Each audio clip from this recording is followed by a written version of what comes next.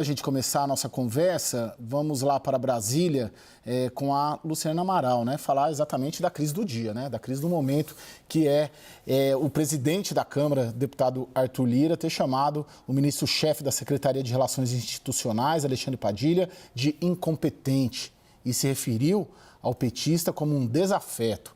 Essa declaração do Arthur Lira foi dada depois que jornalistas perguntaram ao Arthur Lira se a liderança dele na Câmara estava enfraquecida após a decisão votada em plenário ontem para que o deputado Chiquinho Brazão ficasse na cadeia. E de Brasília, como eu disse, a Luciana Amaral tem os detalhes. Boa noite, Luciana. Boa noite, Caio. Boa noite a todos que nos acompanham aqui no WW.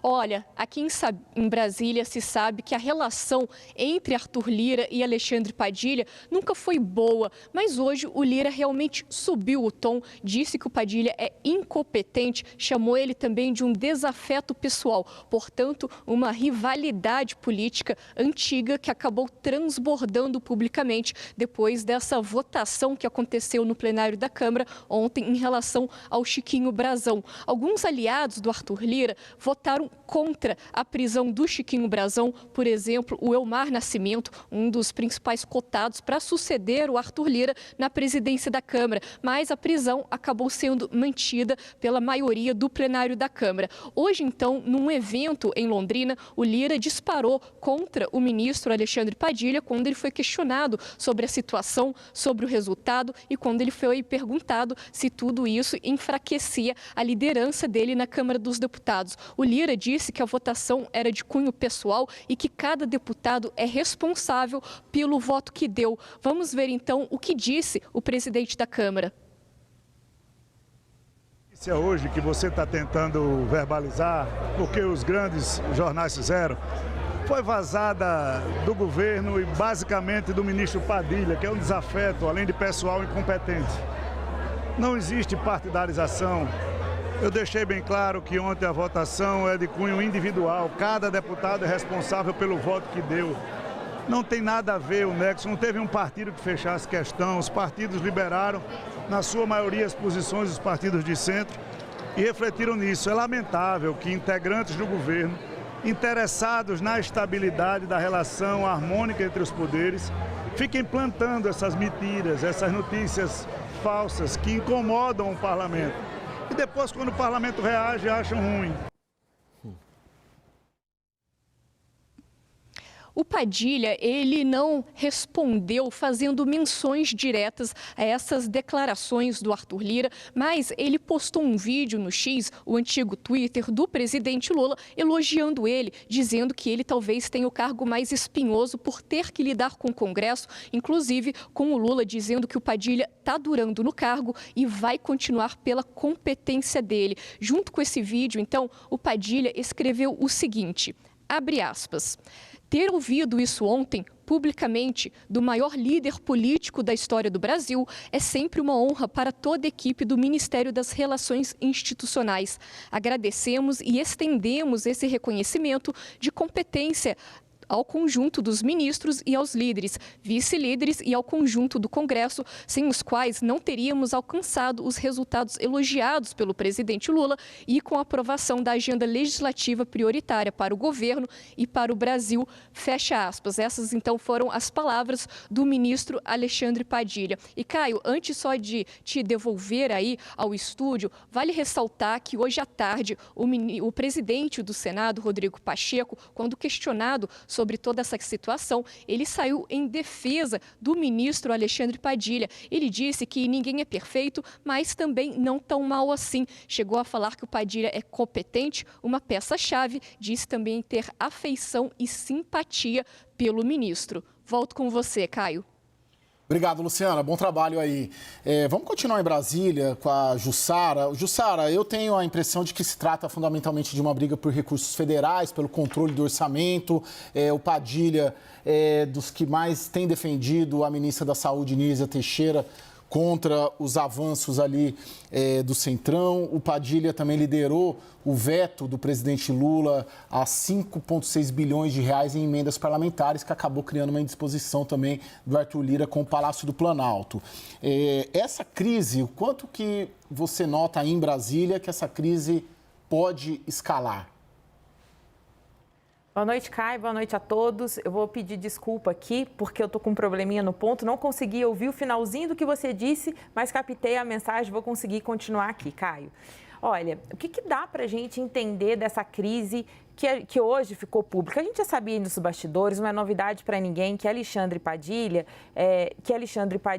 e Arthur Lira sempre estavam ali duelando nessa briga, né? Duelando, né, por essa questão aí do governo, a questão das emendas, que já tinha ali que ficava muito claro ali que eles não estavam muito bem. Desde o final do ano, Caio, eles não estavam se falando, precisou o presidente Lula entrar nessa negociação e aí tentar organizar isso. Tanto que Lula colocou o ministro da Casa Civil, Rui Costa, para poder negociar diretamente com Lira, porque já estava interditado o diálogo entre Lira e Padilha. Bem, depois da votação de ontem, né, que manteve o Chiquinho Brazão na prisão, isso escalou porque Lira ficou muito incomodado com a movimentação de Padilha nessa questão. Ele achava que o governo não tinha que se meter nisso, que era uma questão da Câmara decidir.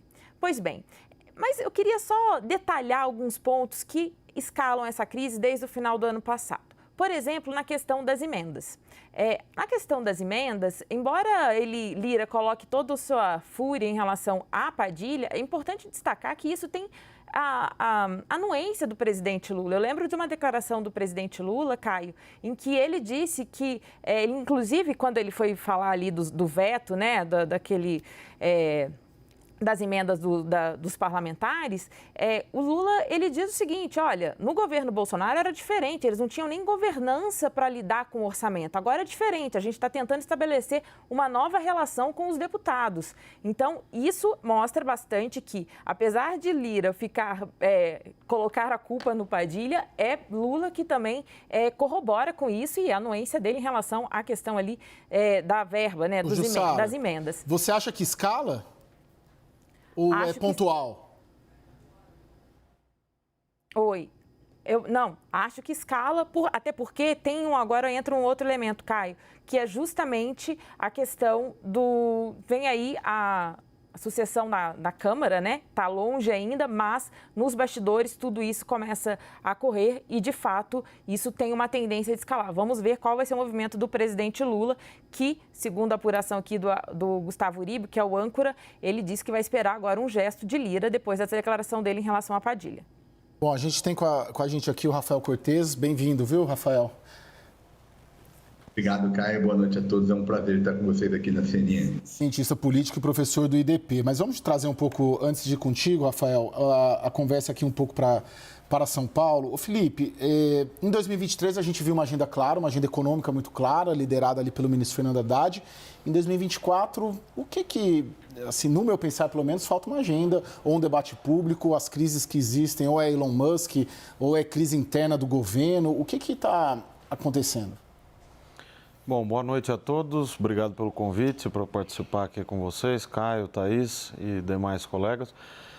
Eu diria o seguinte: o ano passado foi um ano muito positivo para uma figura central do governo Lula, que é o ministro Fernando Haddad. Ele conseguiu aprovar, na minha conta, 9 medidas nessa área de recuperação de receitas, que não são quaisquer medidas, elas de fato estão produzindo efeitos importantes quando a gente olha o desempenho da arrecadação nesse primeiro trimestre. Os dados preliminares de março, por exemplo, mostram um aumento de 10% na arrecadação. Fevereiro aumentou 18%, janeiro tinha aumentado entre 4% e 5%. Então, é um sucesso desse conjunto de medidas do ano passado. O arcabouço fiscal substituiu o teto de gastos. A reforma tributária, eu sou um crítico dessa reforma que foi aprovada, mas a gente tem que dizer que também é uma medida que custou politicamente e que foi, sim, que entra na conta aí do track record, do histórico do primeiro ano da ala econômica e do ministro Fernando Haddad. O que acontece é que nesse ano o governo está enfrentando a ira de um Congresso que quer cada vez mais. Ele estava acostumado com um governo que não negociava, que entregou uma fatia gorda do orçamento, que foi o que o governo anterior fez, sem questionar. Você tinha, até o pré-governo Bolsonaro, uma negociação entre o Executivo e o Legislativo, e que sempre foi assim, e que se dava com troca de recursos, de cargos, etc. Quando veio o governo Bolsonaro, e aí você não foi da noite para o dia, você teve as emendas impositivas, você teve o orçamento secreto, depois aumentou o percentual das emendas parlamentares impositivas. Agora, o último capítulo dessa novela, na LDO, nas diretrizes do orçamento, o carimbo para as emendas de comissão, que é um outro tipo de emenda parlamentar, também ali com percentual carimbado na lei de diretrizes, que eu até acho que é inconstitucional fazer isso, mas também avançaram, de modo que a gente está com um bolo de emendas de 50 bilhões, 47,4 bi. Isso depois do veto do presidente de 5,6 bilhões. Aí fica essa disputa. Dos 5,6, quanto que vai reverter? Eles falam que precisa reverter 3,5. O Lira quer que reverta tudo, né? O 5,6 total. Então, a briga é por dinheiro. É isso que está acontecendo. Eles estavam mal acostumados com uma montanha de dinheiro em que o Congresso achou que tinha uma espécie de síndrome de poder executivo. Eles achavam que eram donos do orçamento. E agora, quando você tem um governo que a gente pode até criticar, mas que está, de novo, se arvorando naquela função precípua, constitucional, que é liderar o processo orçamentário, aí você tem esses choques. O Rafael, como que o Felipe coloca bastante essa, não vou dizer responsabilidade, mas esse novo estado de espírito, né, de Brasília, essa nova equação de Brasília, principalmente de 2015 para cá, mas que é muito aguçada, de um Congresso avançando sobre recursos federais que há 10 anos, por exemplo, eram controlados pelo governo. Agora, também o governo, ele está na sua estratégia para tentar captar isso, né, ter esse poder de volta, ele também não consegue não achar a chave correta para fazer essa negociação com o Congresso, e aí o resultado acaba sendo essa dificuldade de estabelecer uma agenda pública e um pacto entre os poderes para levar adiante alguma agenda, porque 2023 tinha uma agenda que você pode gostar ou não, mas 2024, pelo menos o que a gente acompanha no jornalismo político principalmente, é só crise. Olha, eu acho que até tem agenda, mas a agenda, em boa medida, é uma continuidade do que foi 2023.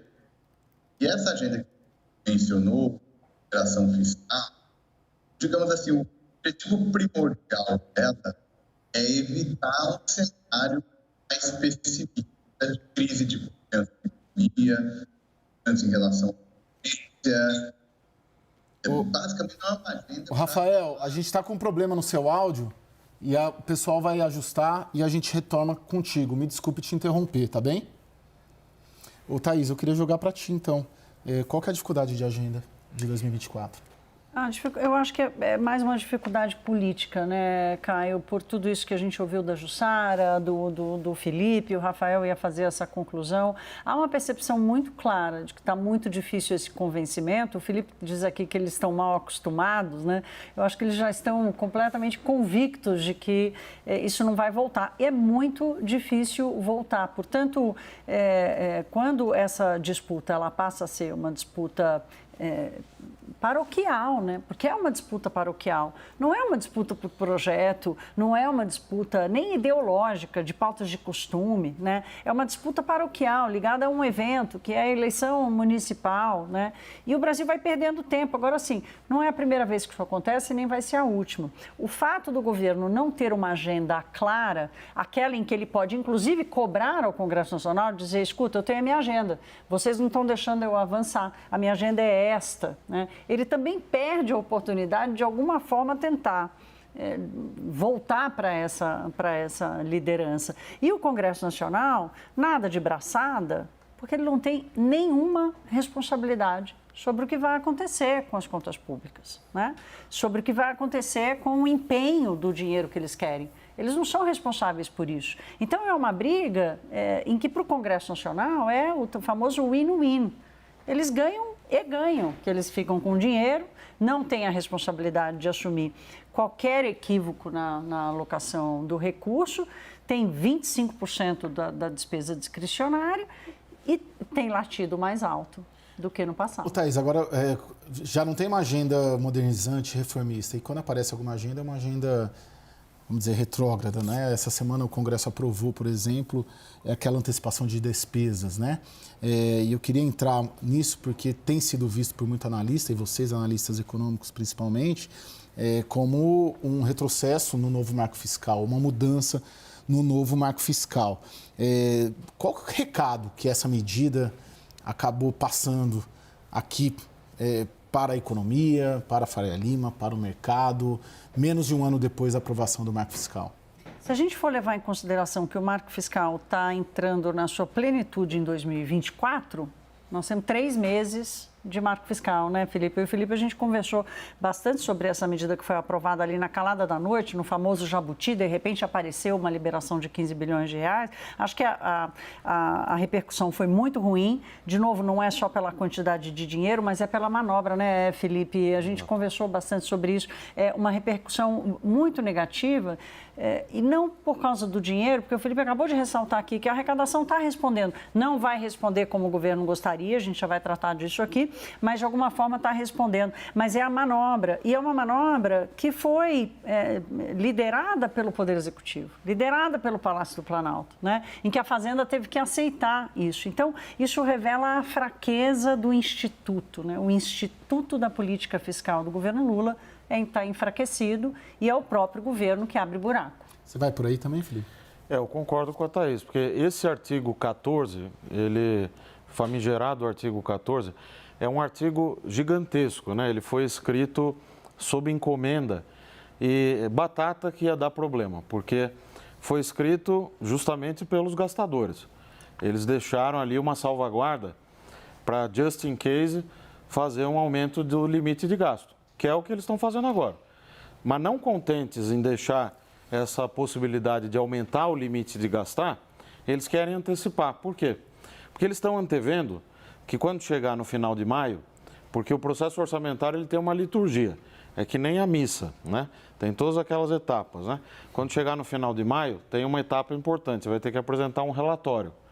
Nesse relatório, o Haddad provavelmente vai piorar um pouco as projeções, porque a arrecadação projetada lá em março está gigantesca, vai diminuir um pouco. Então, vai apertar o resultado primário, vai ficar mais difícil de usar esse artigo 14, esse aumento do limite para gastar. Aí, o Rui Costa, o ministro Rui Costa, com todo o respeito a ele, e a ala que quer aumentar as despesas, eles disseram, opa, vamos fazer o seguinte, já que esse artigo já está previsto lá, em vez de deixar para o segundo bimestre, vamos trazer para agora, porque já tem um relatório publicado que supostamente nos dá esse cenário róseo, que tem aí um resultado primário próximo de zero projetado, o limite de gasto poderia subir desde já e a gente toca pau nas emendas, executa tudo que a gente quer e guarda bastante bala para também executar o PAC, né? O novo PAC, todos esses gastos, não faz o contingenciamento. Que é muito interessante que você tem duas coisas, né, no novo arcabouço. Tem o limite de gasto e tem a meta de resultado primário. Nessa daqui você tem folga nesse momento. No limite de gastos não tem folga. Tanto que o governo já teve que bloquear 2,9 bi, lembra, em março?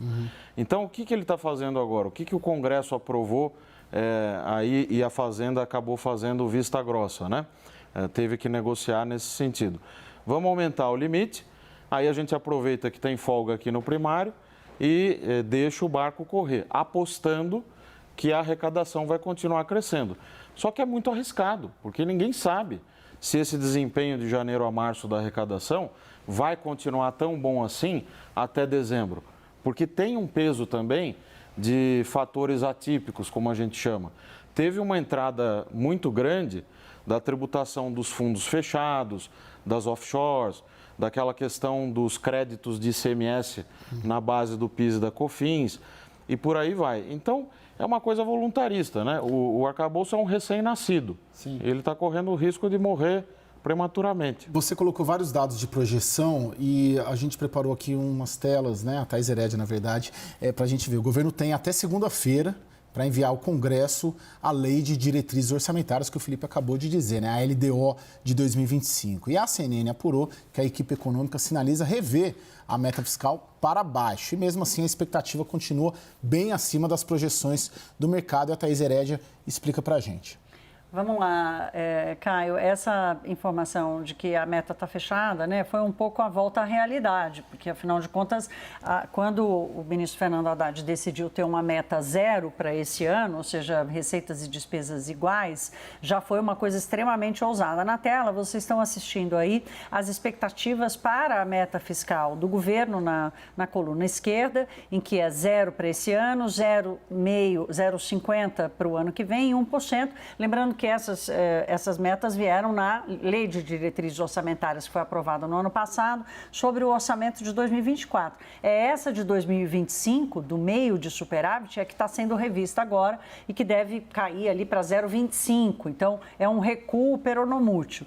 A coluna da direita é a projeção do mercado para a mesma meta fiscal. São 3 anos seguidos de resultados ruins, em que você tem 0,7% de déficit esse ano, 0,6% em 2025 e 0,5% ainda de déficit em 2026. O que chama atenção aqui, a grande preocupação dos economistas, do mercado em geral, é o que isso vai provocar na dívida pública, porque a percepção de risco se dá na forma ou na intensidade, na dinâmica da trajetória da dívida pública brasileira. A gente vai mudar agora de tela para dividir com vocês.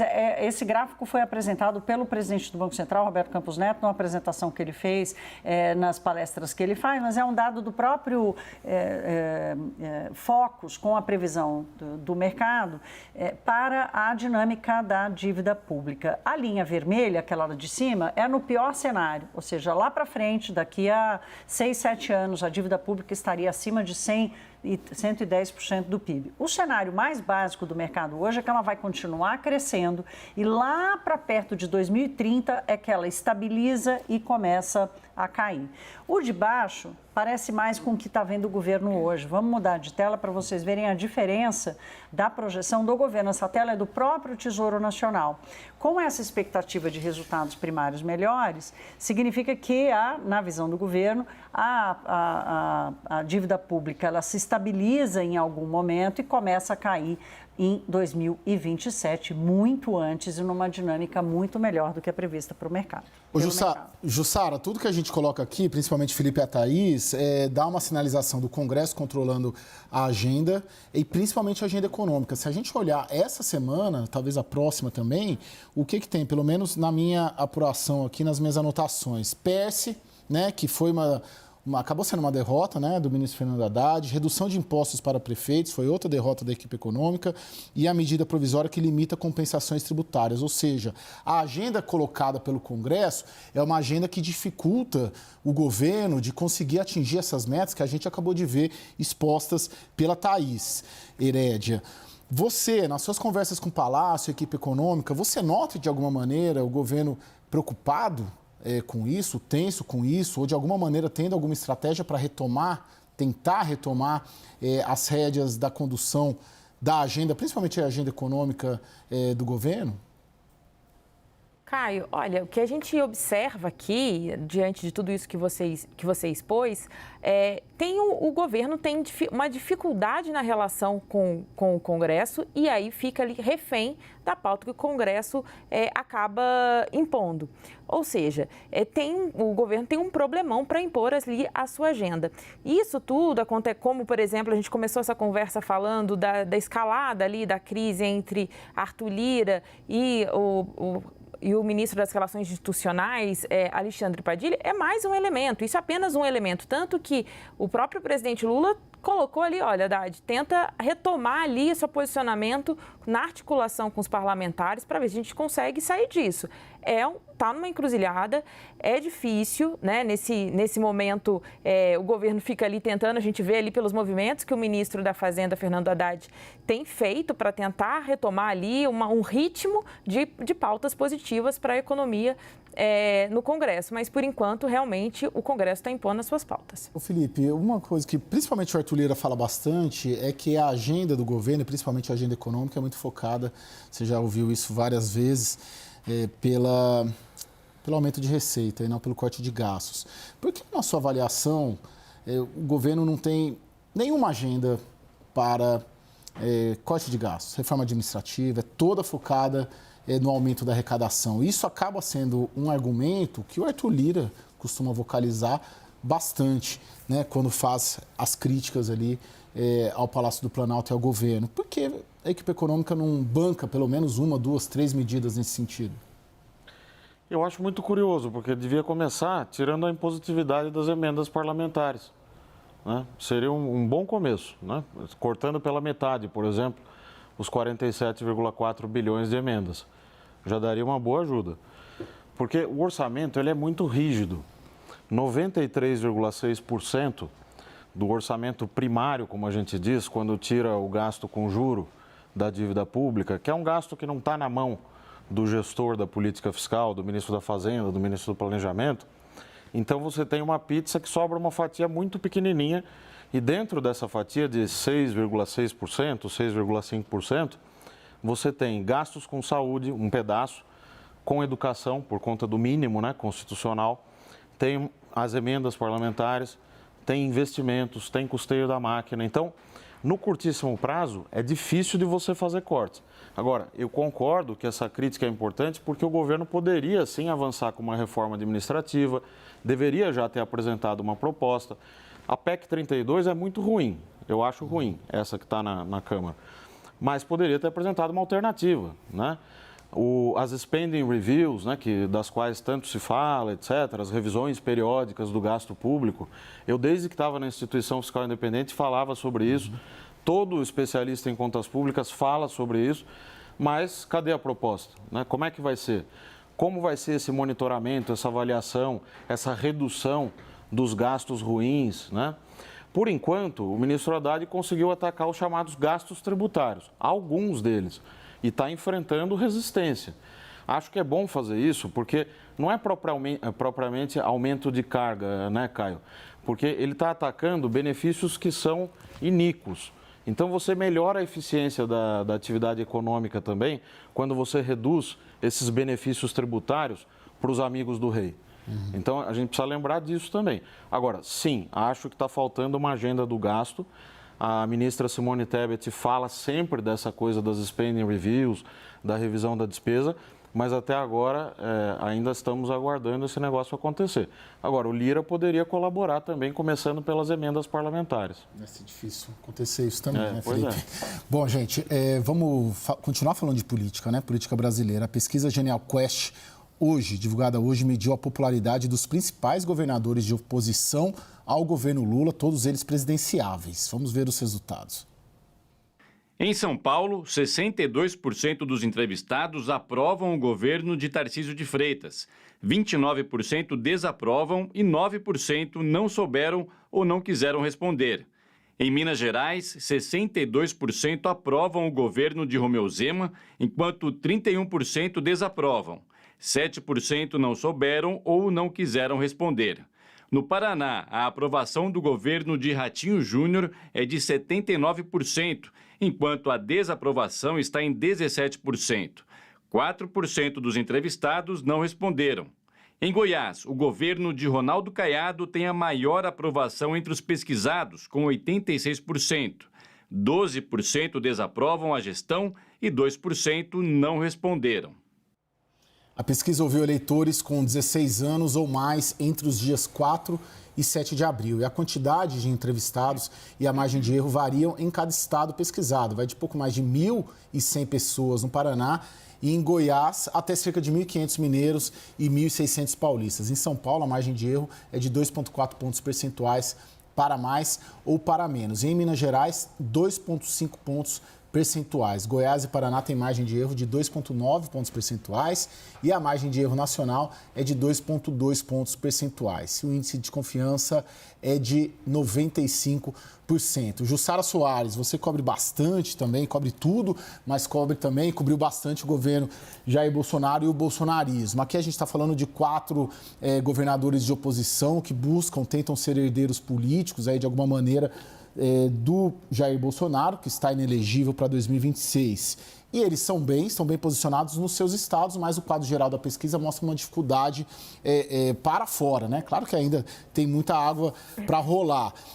De alguma maneira, a demora do ex-presidente Jair Bolsonaro e do bolsonarismo em escolher um nome, um desses 4, por exemplo, ou mesmo Michele Bolsonaro, acaba dificultando a vida desses governadores? Olha, Caio, tem uma dificuldade ali desses governadores, por exemplo, tem alguns governadores que já estão no seu segundo mandato e aí eles ficam mais, com uma possibilidade maior ali de se lançar candidato à presidência em 2026. É o caso de Caiado, Zema e o Ratinho Júnior no Paraná. Pois bem, acontece que o mais bem posicionado entre os governadores de oposição é justamente o Tarcísio de Freitas, que está em seu primeiro mandato, é um novato na política, né? É o primeiro cargo dele que ele se elege, mas ele, tanto dentro do bolsonarismo, quanto até mesmo no Palácio do Planalto, o Tarcísio de Freitas é visto ali como com mais potencial para ir para essa disputa. Porém, o que eles contam? Eles contam justamente pelo fato de Tarcísio estar no seu primeiro mandato e está bem avaliado ali no seu estado, e aí deixar ali o governo, né, de São Paulo para concorrer a uma presidência seria arriscado. Então, eles contam um pouco ali com que Tarcísio resolva, de fato, concorrer à reeleição. Pois bem, mas aí tem um outro fator, que é Michele Bolsonaro. Michele Bolsonaro é a preferência, inclusive, de Valdemar Costa Neto, que é o presidente do PL. E no Palácio do Planalto também é a mais temida. Qual é a avaliação? Que a ex-primeira-dama, ela consegue agregar ali todos os elementos que Bolsonaro consegue atrair para si, nos seus apoiadores, e com outro fator. O fato dela ser mulher pode quebrar muito a resistência com o eleitorado feminino, que foi super importante para que Bolsonaro não se reelegesse. Então, tem esse cálculo ali, inclusive dos aliados do presidente Lula, que ficam preocupados ali também, já na disputa em 2026. Só para encerrar aqui, qual é o fator que pode ali tirar a Michele? Como eu falei que é a figura mais temida para 2026, né? É o próprio Bolsonaro que pode impedir que Michele Bolsonaro entre nessa disputa. Felipe, Caiado, Zema, Tarcísio, Ratinho, tem uma agenda econômica parecida e distinta da do governo Lula? Dá para demarcar esse território, não? Eu acho que tem um fator em comum entre os três, que é a agenda da segurança, que eu identifico aí entre os três. E os três conseguem surfar bem também esse discurso da eficiência, da entrega de resultados, etc., que pega bem, inclusive, com a figura dos três, né? Agora, o Tarcísio, ele tem uma coisa em particular, que é a agenda de investimentos. Eu me lembro que quando nós saímos em 2022, em dezembro, a agenda de investimentos que a gente deixou só de malha metroferroviária, se o governo Tarcísio, nos 4 anos, executasse tudo que o governo Dória, Rodrigo Garcia, deixou, ele conseguiria aumentar em 40% a malha metroferroviária. E ele espertamente percebeu isso, e percebeu rápido, e está tocando pau nas obras. E está conseguindo mostrar isso, acho que até melhor do que o PSDB fazia. Você vê nas redes sociais, toda hora ele está nas obras, lá do lado do Tatuzão, mostrando o metrô, as obras, furando e não sei o quê. Então ele está capitalizando, ele já tinha uma imagem de ministro eficiente, fazedor e não sei o quê. Então eu acho que o Tarcísio tem um pouco isso, ele está conseguindo capitalizar essa imagem de governador de um estado que já era visto como o estado locomotiva do Brasil, e ele vestiu essa carapuça, né? Juntou a fome com a vontade de comer. E a agenda em comum entre os três, eu diria que é a coisa da segurança, né? Sim. Que aí, pessoalmente, eu tenho lá minhas críticas, mas eu acho que é o que explica essa avaliação deles. Thaís, bem brevemente, para a gente chamar o intervalo, mudar de assunto, a projeção econômica 2025 e 2026 favorece o Lula? Olha, Caio, hoje, por exemplo, especialmente saiu o resultado das vendas do varejo em fevereiro, o mercado esperava queda de 1%, veio alta de 1%. Então, a renda disponível das famílias brasileiras deve crescer 5% este ano. Né? Mais do que o PIB, mais do que a inflação, ou seja, as famílias brasileiras estão com uma renda maior. E você pode acreditar isso ao mercado de trabalho, que está mais aquecido, a um setor ou outro, mas há também a renda disponível, não é só do trabalho, é a renda geral, mas uma transferência de renda muito grande. Né? O gasto com transferência de renda social no Brasil mais do que triplicou nesses últimos 4 anos, e isso está sendo mantido pelo governo Lula. Então, o crescimento da economia ele vai acontecer, mas isso não é sustentável. A falta de agenda, a falta do comprometimento, da responsabilização, né? Nós vamos passar 3, 4 anos fazendo alocação equivocada de recurso, né? Então, se a economia melhora hoje, se o varejo vai melhor, se a renda disponível está maior, o Brasil vai andando. O Brasil ele sabe andar pelos atalhos, né? Mas assim, para onde? Para qual destino? Sob qual agenda? Sob qual argumento? Sob qual propósito? É aí que a coisa fica sem resposta.